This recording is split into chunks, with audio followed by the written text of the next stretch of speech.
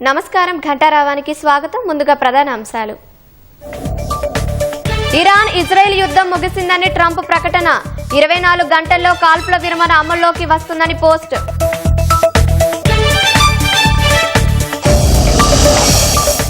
US బేస్లపై Iran దాడులతో పశ్చిమాసియాలో రణరంగం. గగనతల మూసివేతతో విమాన రాకపోకలపై తీవ్ర ప్రభావం. నేటితో పూర్తి కానున్న రైతు భరోసా నిధుల జమ ప్రక్రియ.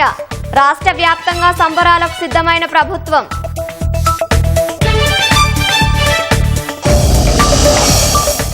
ఇవాళ సిట్ ముందుకు ఈటెల రాజేందర్. ఫోన్ ట్యాపింగ్ కేసులో సాక్షిగా ఎంపీ వాంగ్మూలం.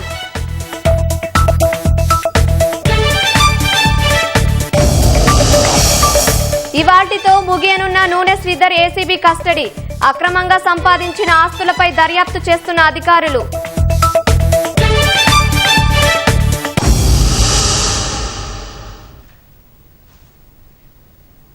ఫోన్ ట్యాపింగ్ కేసులో సిట్ అధికారులు దర్యాప్తు ముమ్మరం చేశారు.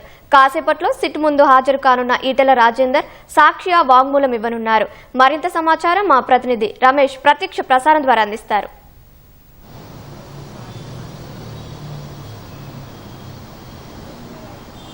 ఫోన్ ట్యాపింగ్ వ్యవహారంలో సిట్ అధికారుల దర్యాప్తు అయితే ముమ్మరం చేస్తున్నారు. ఇప్పటికే సాక్షులకు కానీ తర్వాత నిందితులకు సంబంధించి కూడా వాంగ్మూలాలను రికార్డ్ చేయడం జరిగింది. అయితే దీంట్లో ప్రధాన నిందితుడిగా ఉన్న ఎస్ఐబి మాజీ చీఫ్గా ఉన్న ప్రభాకర్ రావుని దాదాపు 5 సార్లు అయితే సుదీర్ఘంగా విచారించడం జరిగింది.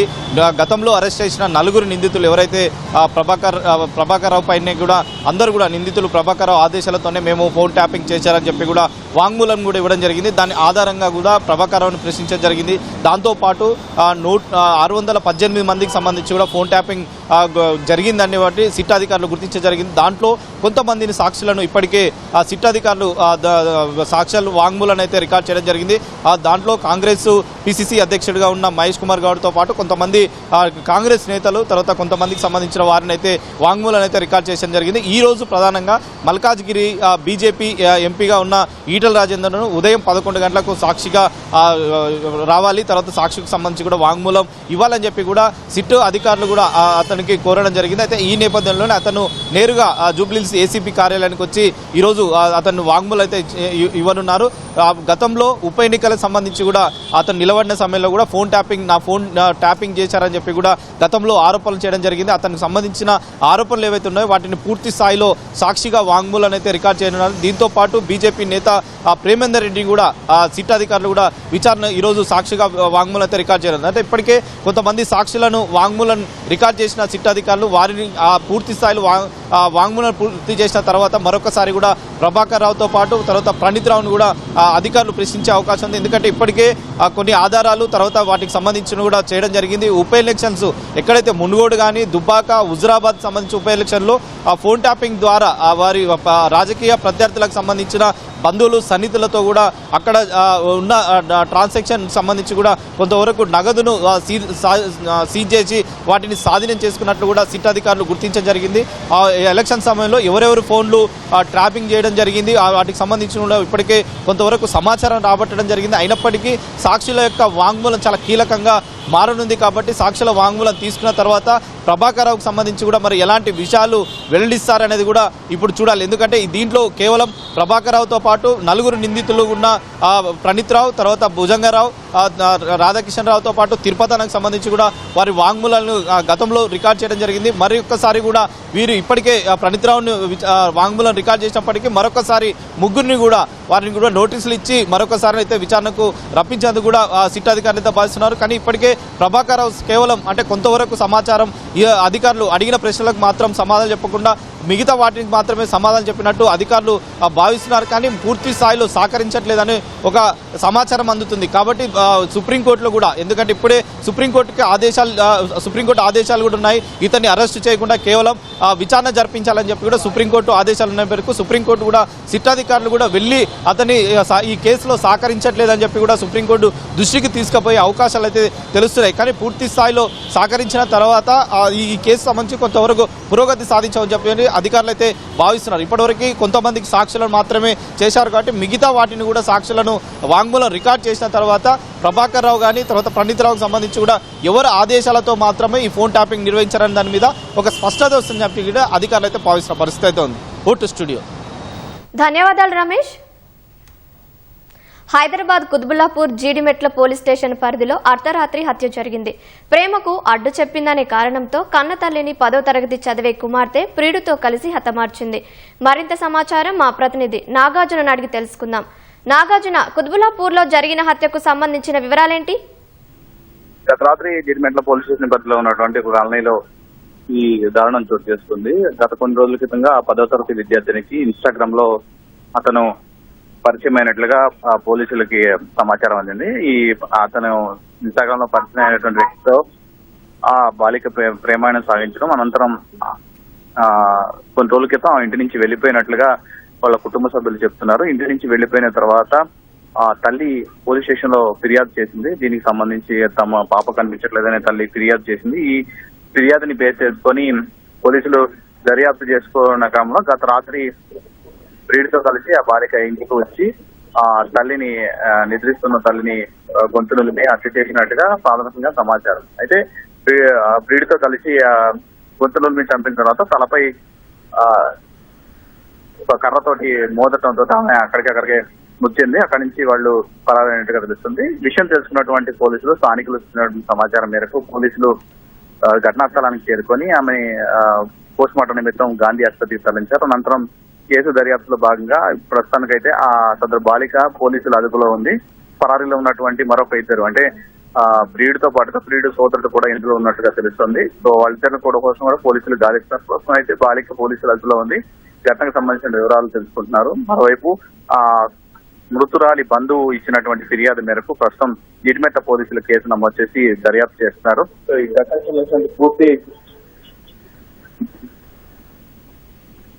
సంబంధించిన పూర్తి వివరాల సమాచారం తెలియాల్సి ఉంది. ప్రస్తుతానికి అయితే పోస్ట్ మార్టం అయిపోయిన తర్వాత మృతదేహాన్ని కుటుంబ సభ్యులకు అప్పచెప్తున్నారు. ధన్యవాదాలు నాగార్జున. నీటిపారుదల ఈఈ నూనె శ్రీధర్ ఏసీబీ కస్టడీ నేటితో ముగియనుంది. నూనె శ్రీధర్ కస్టడీ ముగిసిన తర్వాత అధికారులు కోర్టులో హాజరుపరచనున్నారు. మరింత సమాచారం మా ప్రతినిధి రమేష్ ని అడిగి తెలుసుకుందాం. రమేష్, కస్టడీలో భాగంగా నీటిపారుదల ఈఈ నూనె శ్రీధర్ ని ఏసీబీ అధికారులు ఏ అంశాలపై విచారించే అవకాశాలున్నాయి? ఆదాయానికి మించిన ఆస్తుల కేసులో అరెస్ట్ అయిన నీటిపారుదల శాఖ ఏఈని పోలీసులు 5 రోజుల పాటు కస్టడీ తీసుకున్న సంగతి తెలిసిందే. దీంతో భాగంగానే అతనికి సంబంధించిన కీలకమైన ఆస్తుల డాక్యుమెంట్ కూడా స్వాధీనం చేసుకుని దర్యాప్తు అయితే చేయడం జరుగుతుంది. అయితే నిన్న ఎస్బీఐ సంబంధించి కూడా తన బ్యాంకు లాకర్ లో కూడా దాదాపు 5 కోట్ల విలువ చేసే బంగారు ఆభరణాలతో పాటు తర్వాత వివిధ విలువైన డాక్యుమెంట్లను అయితే ఏసీబీ అధికారులు అయితే స్వాధీనం చేసుకోవడం జరిగింది. వాటిని పూర్తి స్థాయిలో పరిశీలించిన తర్వాత అతనికి సంబంధించిన అంటే అక్రమంగా సంపాదించారు, తర్వాత పెద్ద ఎత్తున భారీగా ఆస్తులకు కూడబెట్టారన్న కోణంలో కూడా ఏసీబీ అధికారులు అతన్ని విచారిస్తున్నారు. మరొక పక్క గత ఏడాది సంబంధించి కూడా అతను ఎక్కడైతే పనిచేస్తున్నాడో గత ఏడాది అక్కడి నుంచి బదిలీ చేస్తూ కూడా ప్రభుత్వం ఉత్తర్వులు జారీ చేసినప్పటికీ దాదాపు సంవత్సరం కాలం పాటు కూడా అక్కడే పనిచేయడం జరిగింది. దాని వెనక ఎవరి ప్రమేయంతో ఉన్నా అక్కడ ఉన్నారు, తర్వాత ఎవరు సహకరించారు, ఎందుకు అక్కడ పనిచేయాల్సిన అవసరం అవుతుందని చెప్పి కూడా కోణంలో ఏసీబీ అధికారులు అయితే ప్రస్తుతం అయితే దర్యాప్తు చేస్తున్నారు. మొత్తం ఏసీబీ కోర్టు 5 రోజుల పాటు ఏసీబీ అధికారులకు కస్టడీకి అనుమతించడం జరిగింది. ఈ రోజు చివరి రోజు కావడంతో కూడా అతన్ని ఈ రోజు పూర్తి స్థాయిలో అతన్ని విచారించాలని చెప్పి కూడా ఏసీబీ అధికారులు భావిస్తున్నారు. దాంట్లో భాగంగానే అక్రమ ఆస్తులతో పాటు తర్వాత ఎక్కడైతే పనిచేయడం జరిగిందో వాటిపై అక్కడ ఎందుకున్నారన్న కోణంలో అయితే ప్రస్తుతం అతన్ని అయితే విచారిస్తున్నారు. ఈ రోజు సాయంత్రం 5 గంటల కూడా విచారణ పూర్తి అవుతుంది. అనంతరం వైద్య పరీక్షల అనంతరం కూడా కోర్టులో హాజరుపరిచిన తర్వాత మళ్ళీ తిరిగి ప్రజలు కూడా జైలుకి అయితే అవకాశం. ధన్యవాదాలు రమేష్. బనకచెర్ల ప్రాజెక్టును అడ్డుకునేందుకు చట్టపరంగా అన్ని చర్యలు చేపట్టి ఎంతవరకైనా పోరాడాలని రాష్ట్ర మంత్రివర్గం తీర్మానించింది. విభజన చట్టంలోని పెండింగ్ అంశాల పరిష్కారం కోసం 2 రాష్ట్రాల అధికారుల కమిటీలు సమావేశం కావాలని నిర్ణయించింది. కాళేశ్వరం ప్రాజెక్టుకు సంబంధించిన పూర్తి వివరాలను ఈ నెల 30 నాటికి జస్టిస్ ఘోష్ కమిషన్కు ఇవ్వాలని తీర్మానించింది. సచివాలయంలో ముఖ్యమంత్రి రేవంత్ రెడ్డి అధ్యక్షతన సుమారు 5.5 గంటల పాటు మంత్రివర్గం సమావేశమైంది. ఆంధ్రప్రదేశ్ ప్రభుత్వం ప్రతిపాదిస్తున్న గోదావరి బనకచర్ల లింక్ ప్రాజెక్టుకు గట్టిగా వ్యతిరేకించాలని రాష్ట్ర మంత్రివర్గం తీర్మానించింది. చట్టపరంగా, న్యాయపరంగా అన్ని చర్యలు చేపట్టాలని నిర్ణయించింది. ఎంతవరకైనా పోరాడి బనకచర్ల ప్రాజెక్టు ముందుకెళ్లకుండా అడ్డుకోవాలని తీర్మానించింది. జులై మొదటి వారంలో సీఎల్పీ సమావేశం ఏర్పాటు చేసి కాంగ్రెస్ ఎమ్మెల్యేలందరికీ బనకచర్ల ప్రాజెక్టుకు సంబంధించిన వివరాలన్నీ పవర్ పాయింట్ ప్రజెంటేషన్ ఇవ్వాలని సమావేశంలో నిర్ణయం తీసుకున్నారు. రాష్ట్ర పునర్విభజన చట్టంలో ఇప్పటికీ అపరిష్కృతంగా ఉన్న అంశాలపై 2 తెలుగు రాష్ట్రాల అధికారుల కమిటీ సమావేశంలో చర్చించాలని కేబినెట్ నిర్ణయం తీసుకుంది. అధికారుల కమిటీ సమావేశం ఏర్పాటు కోసం ఏపీ ప్రభుత్వానికి లేఖ రాయనున్నారు. చట్టపరంగా, న్యాయపరంగా అదే రకంగా బంకచర్ల విషయంలో గోదావరి నీటికి సంబంధించిన దాంట్లో తెలంగాణ రాష్ట్రానికి రావాల్సిన గోదావరి నీటి వాటాలో ఒక్క చుక్కని కూడా ఫోర్గో కావద్దని ఎంత దూరమైన ప్రయాణం చేసి ఎంత పోరాటమైన శక్తినంతా కూడగట్టుకొని ఈ ప్రభుత్వం తెలంగాణ వాటాని తెలంగాణకి తెచ్చే దాంట్లో కృత నిశ్చయంతో పట్టుదలగా పనిచేయాలని కూడా కేబినెట్ లో తీర్మానం చేయడం జరిగింది. కాళేశ్వరం ప్రాజెక్టు వివరాలు ఇవ్వాలని జస్టిస్ పీసీ ఘోష్ కమిషన్ రాసిన లేఖపైన మంత్రి మండలిలో సుదీర్ఘ చర్చ జరిగింది. కాళేశ్వరం ప్రాజెక్టుపై పీసీ ఘోష్ కమిషన్ ప్రభుత్వానికి రాసిన లేఖపై కేబినెట్ సుదీర్ఘంగా చర్చించింది. కాళేశ్వరం ప్రాజెక్టుకు సంబంధించి ప్రభుత్వం వద్ద ఉన్న పూర్తి వివరాలను ఈ నెల 30లోగా కమిషన్కు అందివ్వాలని కేబినెట్ నిర్ణయం తీసుకుంది. సీఎస్ రామకృష్ణారావు, సీఎంఓ ముఖ్య కార్యదర్శి శేషాద్రి, నీటిపారుదల శాఖ ముఖ్య కార్యదర్శి రాహుల్ బొజ్జా కమిటీకి ఈ బాధ్యతలను ప్రభుత్వం అప్పగించింది. ఎక్కడ కట్టాల్సిన ప్రాజెక్టు ఎక్కడ కట్టాలు పూర్తి ఆధారాలతో రిటైర్డ్ ఇంజనీర్ల దగ్గర నుంచి ఆనాడిచ్చిన రిపోర్ట్ కానీ కేబినెట్ సబ్ కమిటీ ఏ ఉద్దేశంతో వాళ్ళు వేశారు, అసలు కేబినెట్ సబ్ కమిటీ డిస్కషన్ ఈ కాళేశ్వరానికి సంబంధించిన మేడిగడ్డ, అన్నారం, సుందెల్ల ఈ 3 బ్యారేజీలకు సంబంధించిన అంశం మీద ఉందా, లేకుంటే వేరే అంశం మీద డిస్కస్ చేశారా? వారి కేబినెట్ సబ్ కమిటీ ఇచ్చిన రిపోర్టు కేబినెట్ లో అప్రూవ్ అయిన తర్వాత ఆ కేబినెట్ అప్రూవ్ అయిన అంశాలని ఆనాటి పనుల్లో వారు ఇంప్లిమెంటేషన్ చేశారా లేదా అన్నది కూడా రేపు కాళేశ్వరం సబ్ కమిషన్ ముందు పూర్తి వివరాలతో రాష్ట్ర ప్రభుత్వ పక్షాన పూర్తి వివరాలతో రిటర్న్ గా ఇవ్వాలని కేబినెట్ నిర్ణయం చేసిన దాంట్లో అదొక అంశం ఉంది. రాష్ట్ర వ్యాప్తంగా నేడు రైతు భరోసా విజయోత్సవాలు నిర్వహించాలని ప్రభుత్వం నిర్ణయించింది. సచివాలయం ఎదురుగా ఉన్న రాజీవ్ గాంధీ విగ్రహం వద్ద రైతు నేస్తం కార్యక్రమంలో ముఖ్యమంత్రి రేవంత్ రెడ్డి, మంత్రులందరూ పాల్గొననున్నారు. వానాకాలం పంటకు రైతు భరోసా నిధుల జమ ఇవాళ్టితో పూర్తి కానుంది. గతంలో ఎన్నడూ లేని విధంగా 9 రోజుల్లో 9,000 కోట్ల రూపాయల నిధులు అన్నదాతల ఖాతాల్లో జమ చేసినందున ఘనంగా సంబరాలు జరపాలని కేబినెట్ నిర్ణయించింది. రైతు భరోసా నిధుల జమ నేటితో పూర్తి కానుంది. ఖరీఫ్ సీజన్లో 1,49,35,000 ఎకరాల వ్యవసాయ యోగ్యమైన భూములకు సంబంధించి 70,11,984 మంది రైతులకు రైతు భరోసా నిధుల జమ ప్రక్రియ ఈ నెల 16న ప్రభుత్వం ప్రారంభించింది. వ్యవసాయ విశ్వవిద్యాలయంలో ప్రారంభించిన ముఖ్యమంత్రి రేవంత్ రెడ్డి 9 రోజుల్లో రైతుల ఖాతాల్లో పెట్టుబడి సాయం జమ చేస్తామని ప్రకటించారు. నిన్నటి వరకు 15 ఎకరాల లోపు భూములకు సంబంధించి 67,01,000 మంది రైతులకు 8,284 కోట్ల రూపాయలు జమ చేసినట్లు వ్యవసాయ శాఖ మంత్రి తుమ్మల నాగేశ్వరరావు తెలిపారు. రైతు భరోసా నిధుల విడుదల కార్యక్రమంలో భాగంగా మొదటి రోజు 2 ఎకరాల వరకు 2,349 కోట్లు, రెండో రోజు 3 ఎకరాల వరకు 3,901 కోట్లు, మూడో రోజు 4 ఎకరాల వరకు 5,215 కోట్లు, నాలుగో రోజు 5 ఎకరాల వరకు 6,404 కోట్లు, ఐదో రోజు 7 ఎకరాల వరకు 7,310 కోట్లు, ఆరో రోజు 9 ఎకరాల వరకు 7,770 కోట్లు, ఏడో రోజు 15 ఎకరాల వరకు 8,284 కోట్లు విడుదల చేసినట్లు మంత్రి తుమ్మల నాగేశ్వరరావు తెలిపారు. మిగిలిన సుమారు 400 కోట్ల రూపాయలు ఇవాళ రైతుల ఖాతాల్లో జమ చేసేందుకు సిద్ధం చేశారు. రైతు భరోసా నిధుల విడుదల అంశాలపై మంత్రివర్గంలో చర్చ జరిగింది. 9 రోజుల్లో 70 లక్షల మంది రైతులకు ఎకరానికి 6,000 రూపాయల చొప్పున నిధులు జమ చేయడం రాష్ట్ర చరిత్రలోనే మొదటిసారని కేబినెట్ పేర్కొంది. రాష్ట్ర ఆర్థిక పరిస్థితి సరిగా లేకపోయినప్పటికీ రైతు సంక్షేమంలో రాజీ పడకుండా వానాకాలం రైతు భరోసా పథకాన్ని పూర్తి చేసిన సీఎం రేవంత్ రెడ్డికి మంత్రివర్గం రైతుల తరపున ధన్యవాదాలు తెలిపింది. నేటితో వానాకాలం రైతు భరోసా డబ్బుల పంపిణీ పూర్తి కానున్నందున ప్రారంభోత్సవం తరహాలోనే ముగింపును కూడా ఘనంగా జరపాలని కేబినెట్ నిర్ణయించింది. రాష్ట్ర వ్యాప్తంగా రైతు భరోసా విజయోత్సవాలు నిర్వహించాలని నిర్ణయించారు. సాయంత్రం 4 గంటలకు రాష్ట్ర వ్యాప్తంగా రైతు నేస్తం కేంద్రాల్లో సంబరాలు జరగనున్నాయి. ఎమ్మెల్యేలు ఇతర ప్రజాప్రతినిధులు పాల్గొనాలని కేబినెట్ పిలుపునిచ్చింది.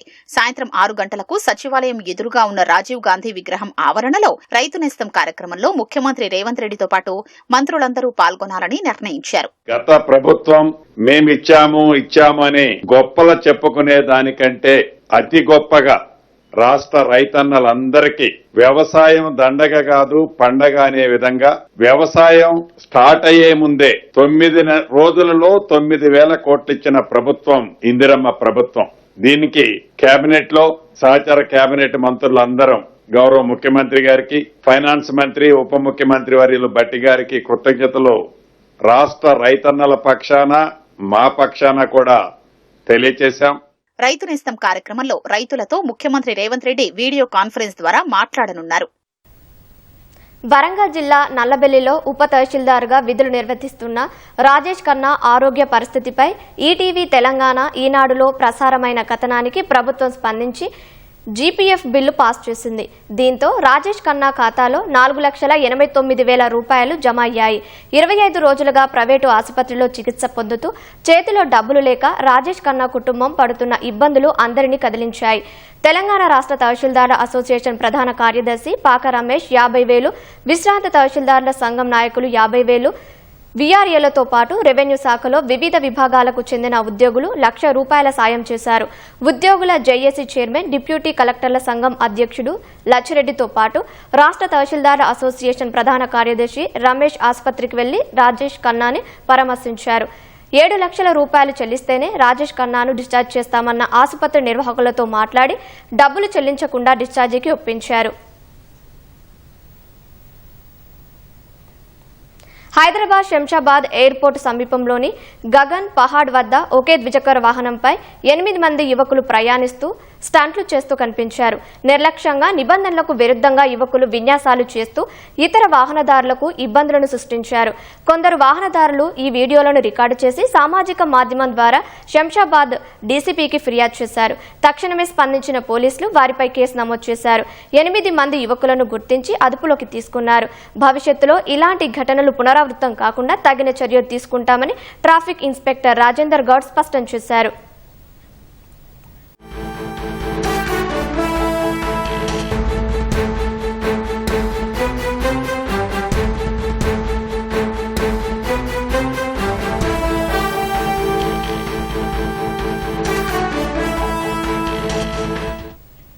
ఇరాన్ ఇజ్రాయెల్ మధ్య 11 రోజుల యుద్ధం ముగిసింది. ఈ తెల్లవారుజాము నుంచి కాల్పుల విరమణకు ఇరాన్, ఇజ్రాయెల్ అంగీకరించినట్లు అమెరికా అధ్యక్షుడు డొనాల్డ్ ట్రంప్ ప్రకటించారు. ఈ విషయాన్ని టెహరాన్ అధికారిక న్యూస్ ఛానల్ ధృవీకరించింది. మరోవైపు ట్రంప్ ప్రకటనను ధృవీకరించిన ఇజ్రాయెల్ ఇరాన్ క్షిపణులు దూసుకొస్తున్నట్లు తమ పౌరులకు హెచ్చరిక చేసింది. ఈ ఉదయం ఇరాన్ జరిపిన దాడుల్లో 3 చనిపోయినట్లు ఐడిఎఫ్ ప్రకటించింది.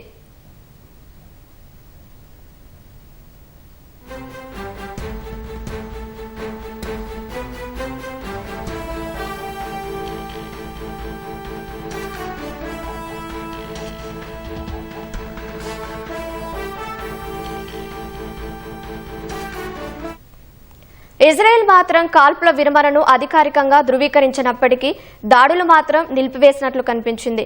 ఎందుకంటే కాల్పుల విరమణకు తెల్లవారుజామున 4 గంటల వరకు ఇరాన్ గడువు విధించగా ఆ తర్వాత ఎలాంటి దాడులు చేయలేదు. కానీ అంతకుముందు వరకు టెహరాన్తో పాటు ఇతర నగరాలపై ఐడిఎఫ్ పెద్ద ఎత్తున దాడులు చేసింది.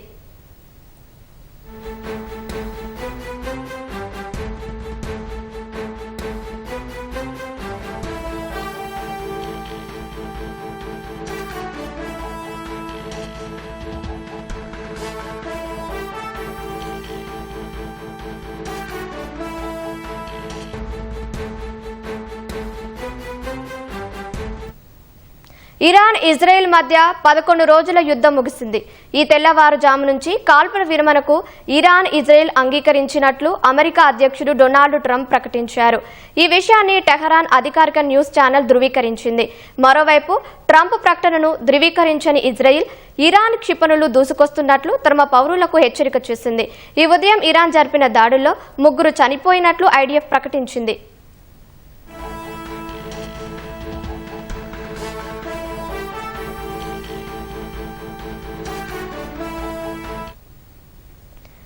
ఇజ్రాయెల్ మాత్రం కాల్పుల విరమణను అధికారికంగా ధృవీకరించినప్పటికీ దాడులు మాత్రం నిలిపివేసినట్లు కనిపించింది. ఎందుకంటే కాల్పుల విరమణకు తెల్లవారుజామున 4 గంటల వరకు ఇరాన్ గడువు విధించగా ఆ తర్వాత ఎలాంటి దాడులు చేయలేదు. కానీ అంతకుముందు వరకు టెహరాన్తో పాటు ఇతర నగరాలపై ఐడిఎఫ్ పెద్ద ఎత్తున దాడులు చేసింది.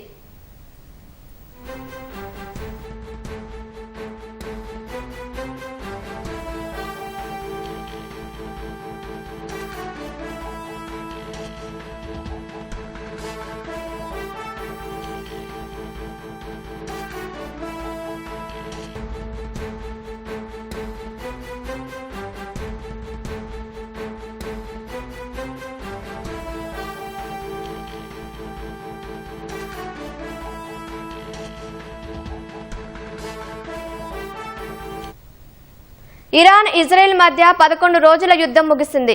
ఈ తెల్లవారుజాము నుంచి కాల్పుల విరమణకు ఇరాన్ ఇజ్రాయెల్ అంగీకరించినట్లు అమెరికా అధ్యక్షుడు డొనాల్డ్ ట్రంప్ ప్రకటించారు. ఈ విషయాన్ని టెహరాన్ అధికారిక న్యూస్ ఛానల్ ధృవీకరించింది. మరోవైపు ట్రంప్ ప్రకటనను ధృవీకరించని ఇజ్రాయెల్ ఇరాన్ క్షిపణులు దూసుకొస్తున్నట్లు తమ పౌరులకు హెచ్చరిక చేసింది. ఈ ఉదయం ఇరాన్ జరిపిన దాడుల్లో 3 చనిపోయినట్లు ఐడిఎఫ్ ప్రకటించింది.